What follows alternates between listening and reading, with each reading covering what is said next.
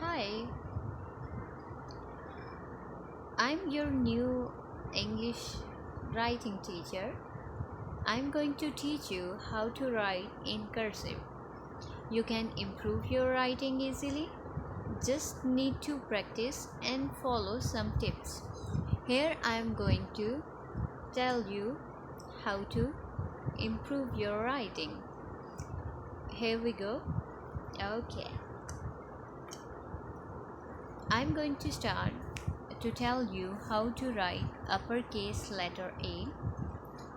Okay, I have drawn 4 lines on the board.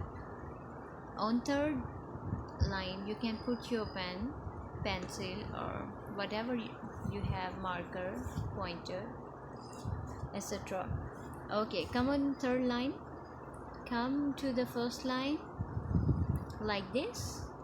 Come back to the third line again.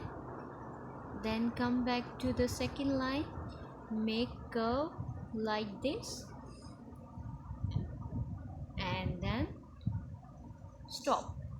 This is uppercase letter A. I'm going to write again. Come on third line.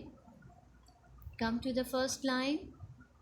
Then come back to the third line and come back to the second line. Make curve like this and stop.